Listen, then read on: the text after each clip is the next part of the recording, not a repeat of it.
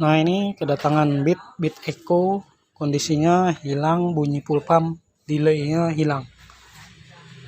Keadaannya datang udah seperti ini. Dia kehilangan ketika kunci kontak on, full pump tidak mendengung, dan ini pun sudah patah. Dan datangnya kondisinya udah seperti ini. Nanti kita lanjutin pemicunya di mana yang mengakibatkan bunyi full pump atau retak tidak mau nyala.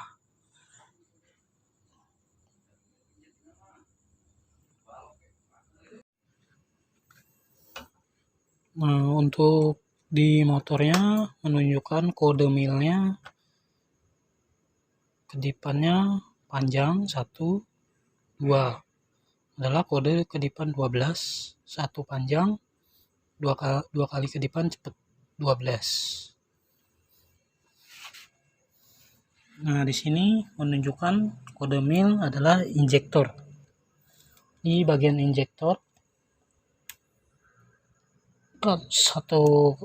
satu kedipan panjang, 2 kedipan cepat, yaitu kode 12.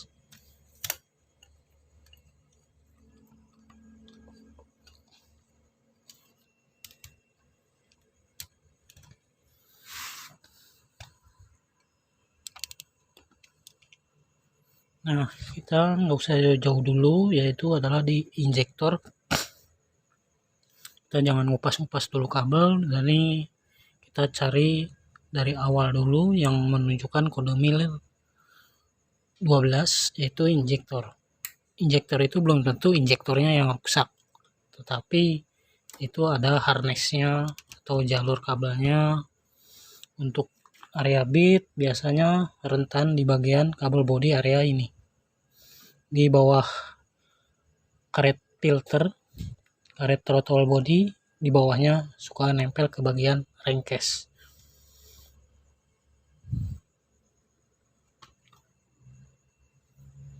Nah, kita menggunakan amperemeter dengan menunjukkan ke arah dioda, yaitu sistem short. Ketika arusnya terputus, maka dioda ini tidak menunjukkan bunyi. Ya, contohnya seperti ini, kita arahkan ke dioda yang gambar lambang dioda. Nah, bila kita hubungkan, dia akan bunyi, berarti tandanya nyambung. Nah, dia mengeluarkan bunyi, berarti nyambung. Nah, kita mulai dari soket injektornya ke ECU. Jadi di sini ada warnanya. Di sini ada warna kabelnya, pink sama hitam strip putih. Kita colok yang bagian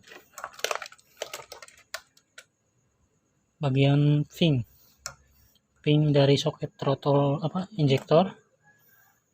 Kita colok menggunakan kabel. Ini pink soket dari injektor. Kita colok ke sini amperemeter. Terus yang satunya lagi ke ECU.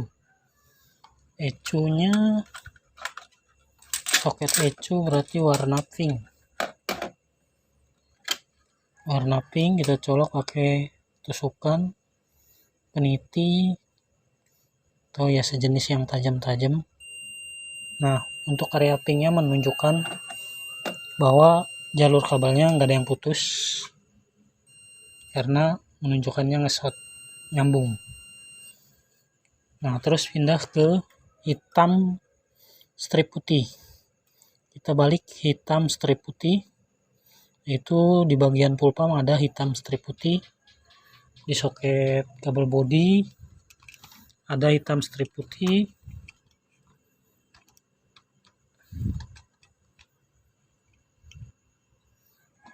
Nah, kita sudah tancapkan ke hitam strip putih. Kita cari shortkan ke warna yang sama, kabel body yang sama. Di full pump ada. Nah, kita sambungkan ke full pump. Nah, hitam strip putih. Hitam strip putih ini banyak soketnya, dari soket kabel body, soket full pump itu banyak. Nah, kita colokkan ke bagian full pump hitam strip putih. Tidak ada. Untuk ke injektor tidak ada. Dari full pump ke injektor tidak ada. Nah, kita pindah ke gabungan ke kabel body. Dari full pump ke soket-soket kabel body atau fuse. Ada di fuse juga atau sikring. Nah, di sini di kabel body ini ada hitam strip putih, kita sambungkan ke sini. Terus kita ke soket full pump, dari soket kabel body ke full pump. Nah, sini menunjukkan terhubung. Japometer terhubung, tetapi yang tidak terhubung adalah di bagian soket injektor, yaitu hitam strip putihnya injektor hilang. Hitam strip putih dari soket injektor. Kita colok ke area full pump, tidak ada. Ke kabel body tidak ada, dia tidak menunjukkan. Dari apometernya diam, berarti yang putus adalah di bagian hitam strip putih. Itu kabel putus, berarti tidak terhubung. Untuk di bagian kabel injektor, untuk ke full pump tidak ada, tapi dari soket full pump ke kabel body ada. Itu berarti yang tidak ada dari soket injektor ini tidak terhubung. Hitam strip putihnya tidak terhubung ke kabel body maupun ke soket full pump, berarti ada area yang putus. Nah, untuk bit itu biasanya rentan di bagian kabel body di area sini. Semua bit. Untuk jenis motor bit biasanya di area sini. Ada yang terputus atau nempel ke area crankcase mengakibatkan kabel robek atau putus. Nah, di sini sudah terlihat ada kabel. Nah, kejepit, bekas kejepit dari bekas pemakaian, sebleker naik turun, beban, lama-kelamaan dengan gesekan sedikit-sedikit lama-lama kan mengupas kabel. Nah, di sini sudah ada. Nah, sudah terlihat. Nanti kita bongkar.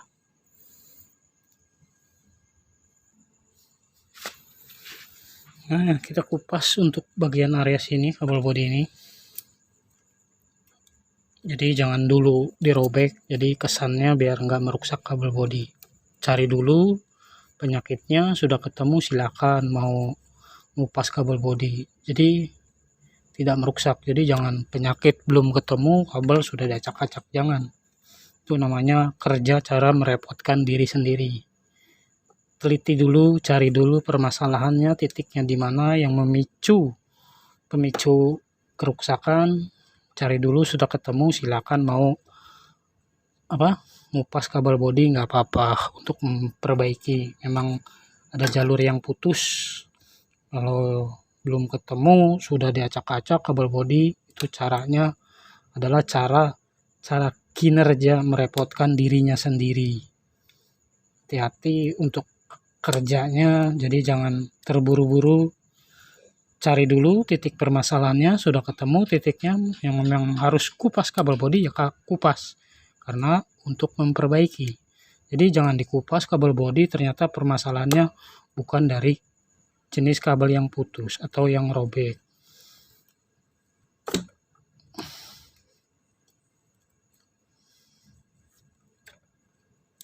Nah, untuk menyingkat waktu, kami cukup di sini sampai videonya. Nanti kita lanjut setelah biar durasinya nggak lama. Nanti kita lanjut setelah selesainya, setelah ketemunya di mana. Oke, Mas Bro. Nah, di sini sudah terkupas ya untuk kabel body bagian area bawah box filter. Nah, di sini sudah bekas penyambungan juga. Nah, ini dua kabel, hitam strip putih, hitam strip putih.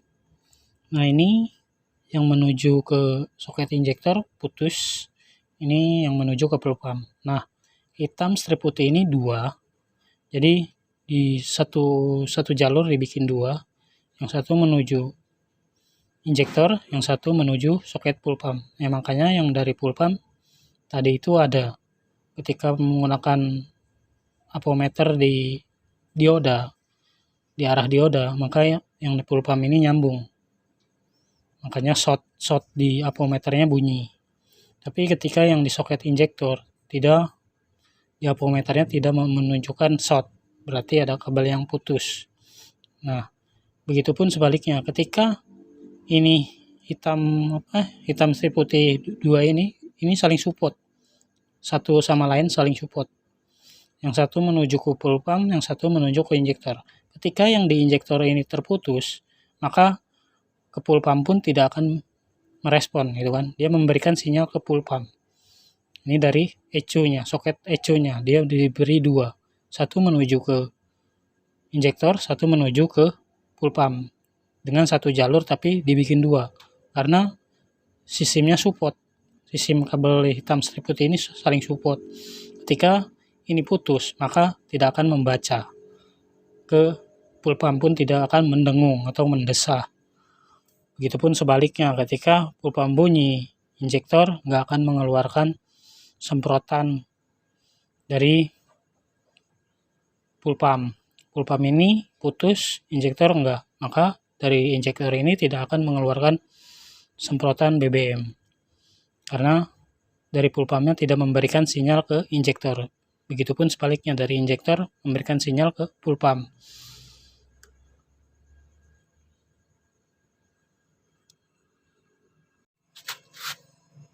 Nah, di sini kami tidak menggunakan aki motornya. Kami menggunakan power supply, jadi enak buat ngecek-ngeceknya, tidak ngabisin aki baterai. Nah, kita ngecek bagian pulpamnya. Untuk pulpamnya memang sudah patah ya, dari sononya. Nanti kita perbaiki atau dibeli.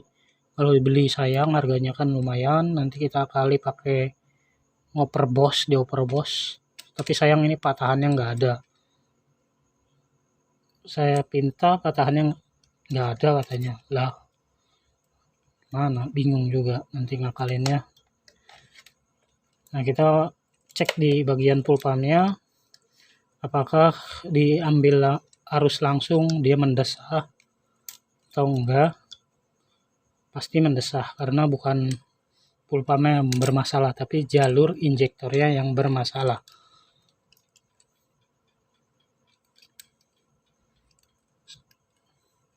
Kita taruh di bawah biar ketahuan, kalau bunyi berarti gerak. Kita menggunakan pakai arus power supply.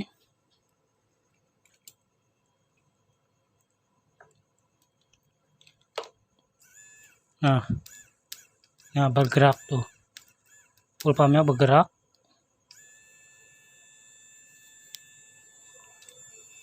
Nah, bunyi. Untuk pulpamnya nggak ada masalah. Karena masalahnya bukan di pulpam, bukan di injektor, tetapi di jalur injektor. Ada yang putus. Untuk jalur di bagian pulpamnya dengan warna yang sama tidak bermasalah. Yang bermasalah di warna hitam strip putihnya dari injektor. Untuk dari hitam strip putih dari pulpam tidak bermasalah, karena dua warna itu saling support. Dua jalur, satu warna, dua jalur itu saling support. Pulpam injektor memerintahkan ke pulpam, makanya pulpam tidak akan bunyi ketika dari hitam strip putih dari injektor putus, maka pulpam tidak akan membaca. Gerak ya, gerak tandanya bunyi, tidak masalah. Nah, untuk pulpamnya bergerak ya, karena dinamonya jalan. Dinamo atau rotak, kalau di mobil rotak. Oke, nanti kita perbaiki. Untuk bagian kabel yang putusnya nanti kita sambung dan solder dengan warna kabel yang sama. Jenis jenis kabel yang sama, APPS.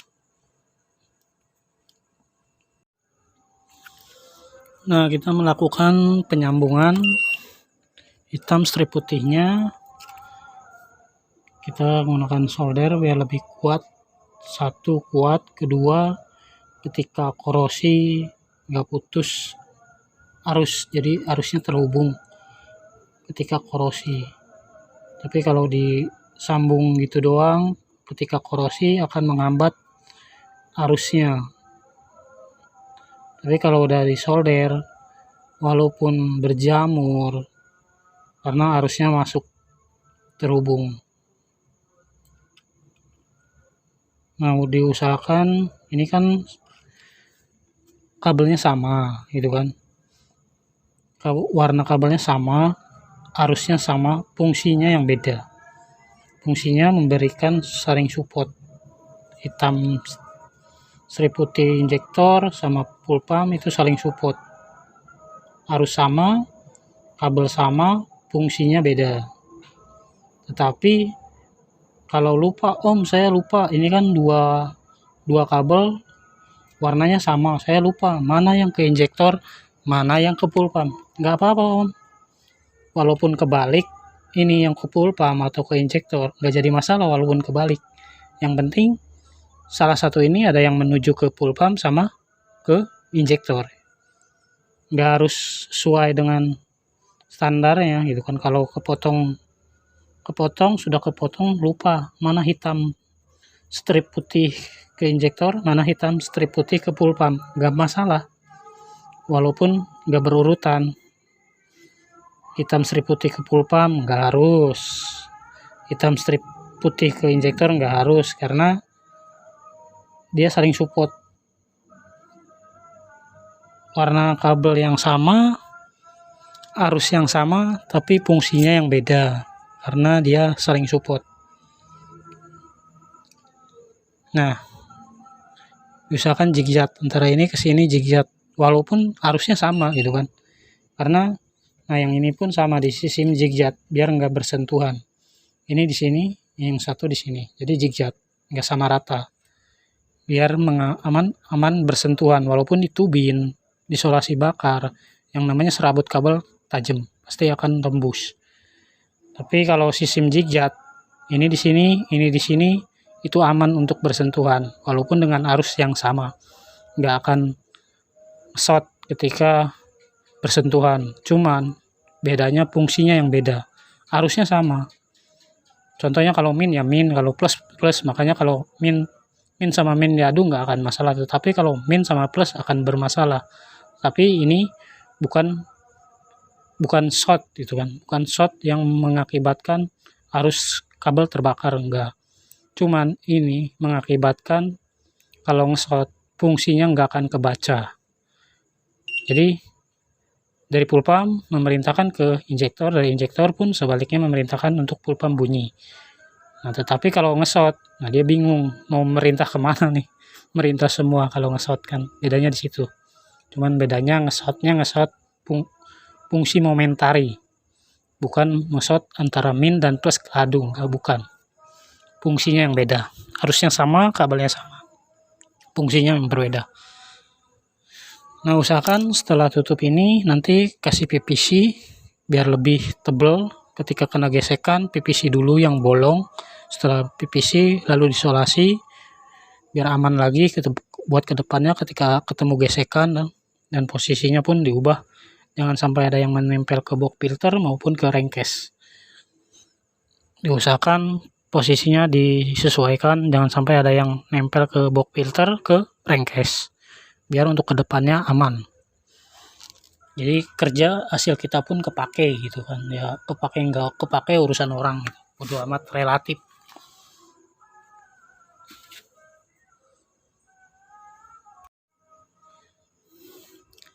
Nah, di sini di double PVC ya,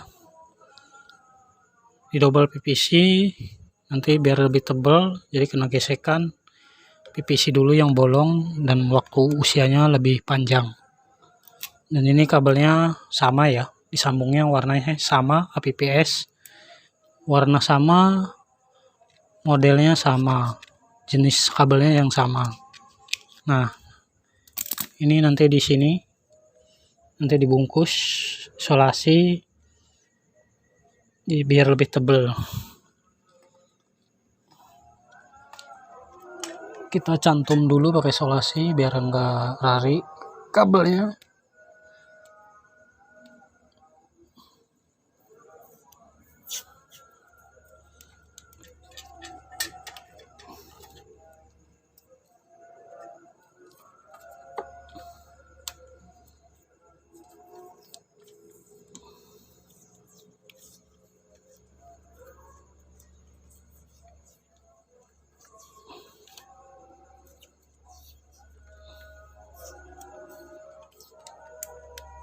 Nah, setelah ini pakai PVC biar tebel, ya nggak tebel-tebel banget, ya secukupnya aja, pakai 1 batang aja udah cukup. Sini PVC dirobek, dibagi 2 biar masuk. Kalau mau masuk full ya susah, harus nyari soket awalnya, dilepas satu-satu, sekunnya dimasukin. Kita di sini solasi.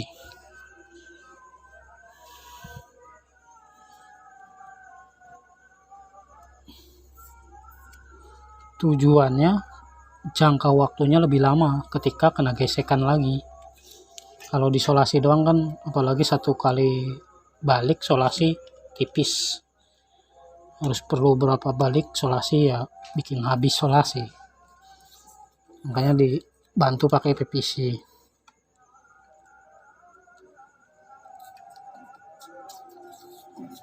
Kesannya, tujuannya, walaupun ketika kena gesekan, usia untuk kabel putus bertahan lama.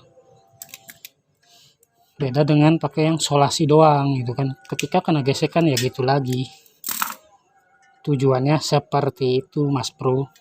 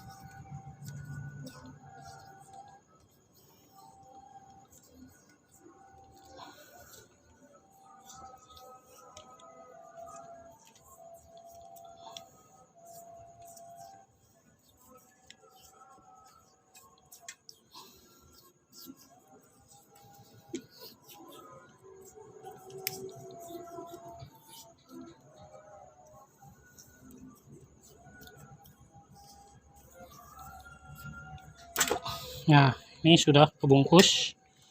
Nanti kita lanjut untuk proses ngidupin motornya biar menyingkat waktu. Kita nanti lanjut untuk sudah terberesnya, dirapin lagi posisinya. Nanti kita coba hidupkan motornya.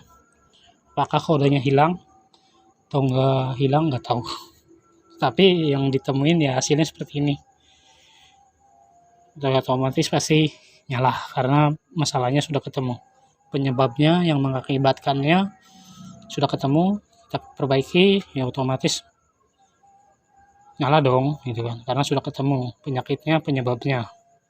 Oke.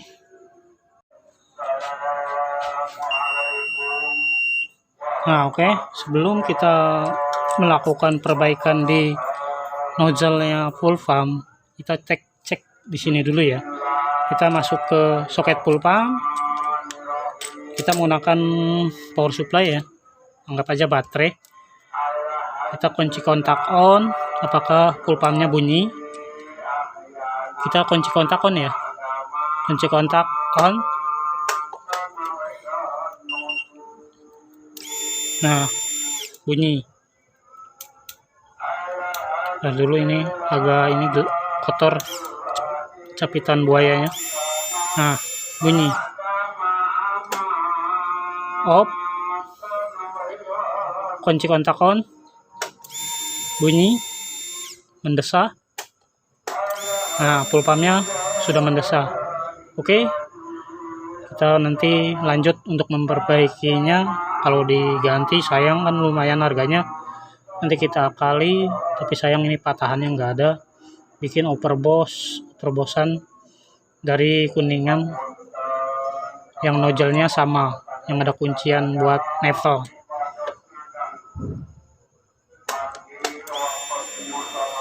Oke, bunyi. Sip. Tinggal melakukan perbaikan di sini, di nozzle-nya. Nah, kita lanjut di kode milnya, apakah masih menunjukkan sebelum perbaikan, apakah masih tetap setelah diperbaiki. Kita kunci kontak on, kode milnya menunjukkan kerusakan atau tidak. Nyala, delay, off. Nah, hilang, tidak menunjukkan jenis kerusakan. Kode jenis kerusakannya sudah hilang, yang satu panjang, dua kedipan cepat. Oke, bro.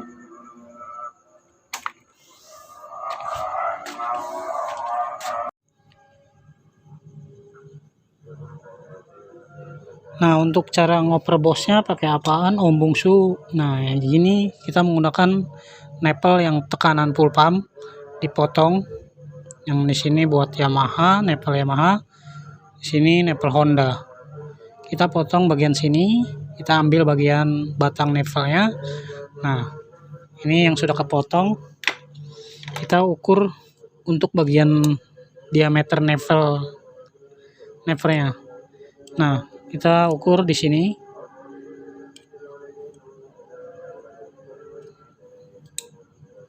Dapatnya segini. 6 mili. Kita lanjut ke lubang full pumpnya.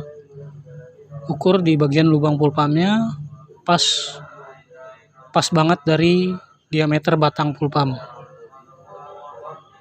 Nah, nanti kita lanjut setelah ketemu ukurannya berapa, kita pakai baut 10 itu M6, ada toleransi buat bikin senai. Jadi lubang ini bisa dibuat M6 karena pakai baut 10 ada toleransi, kiri kanan ada toleransinya, masih longgar pakai baut 10. Di sini pun pas diameter batang full pumpnya. Nah, untuk di sininya pas banget. Nanti di sini batang ini disenai, dibikin derat 10. Dibikin derat batangnya ini baut 10 M6. Terus yang ini di tab. Untuk murnya dibikin langsung di plastiknya ini M6, itu baut 10. Nanti ini di tab bikin derat sebagai digunakan mur. Bautnya adalah di nepelnya ini sebagai baut. Nanti ini disenai, dibikin derat. Ini bautnya, ini murnya. Ini baut, ini mur. Nanti ini di tab bikin derat 10. Ini dibikin baut derat 10. Ini bautnya, ini murnya. Jadi overboss. Lumayan kan? Kalau beli full pump harganya ratusan ribu. Kalau ngasih 300.000 ke kami sudah plus jasa, itu lebih murah. Oke Mas Bro, ketimbang beli full pump bisa habis 800.000 sama jasa perbaikan. Kalau ngasih 300.000 ke saya, full pumpnya sudah kepakai lagi, baik lagi, kan lumayan. Dari 800 ke 300 pasti orang memilih yang 300. ketimbang 800 bersih. Penggantian partnya karena masih bagus gitu kan, masih bisa dipakai layak. Tapi kalau ngasih 300 ininya bisa diperbaiki, orang pasti akan memilih yang 300 ketimbang yang 800. Oke Mas Bro, baik begitu saja. Nanti kita lanjut setelah teroper bos. Nah, untuk bikin bautnya, bikin senainya yang di Nevel ini, kita ukur bautnya baut 10 M6. Kita masuk ke sini ke Nevelnya terlalu besar, kita papras sedikit, taruh di boran, di amplas. Nggak harus dibubut kalau nggak punya mesin bubut, karena mesin bubut mahal. Nah, kita amplas saja. Setelah diampas, setelah sesuai, lalu kita bikin senai, bikin drat 10 M5 M6 sebagai baut. Nanti yang di murnya di tap, di pulpamnya sebagai mur di tap. Papras dulu ini sesuaikan dengan kebutuhan, yaitu M6 baut 10. Nanti setelah kepapas bikin baru bikin tap. Nah, ini setelah jadinya ini dilepas ya, bagian bodi pulpamnya dilepas, membersihkan area dalam bekas pengetapan drat dalam, dan untuk batangnya adalah drat luar yaitu senai. Untuk drat dalamnya adalah tap, di tap bikin drat. Nah, ini ada disisain 3 drat, 3 ulir, itu buat toleransi Nevel selang injeksinya biar bisa dilepas, dicabut. Karena kalau dihabisin drat, dia yang bisa masuk sulit keluar karena nggak ada toleransi. Kita pikirin ke depannya, ketika masuk bengkel orang lain mau pelepasan di tangki, hasil kita tidak merepotkan orang lain. Kita pikirkan ke situnya. Nah, kita coba masukin ya Nevelnya. Nah, ini masuk, tinggal kasih kunciannya cetrekin. Nah, ini ada toleransi ya, seperti standarnya. Nah, antara Nevel sama body pulpam nggak mepet, karena kalau dibikin mepet sulit nanti buat keluar melepasannya. Kita lepas, nah mudah ya, lepas masuknya mudah.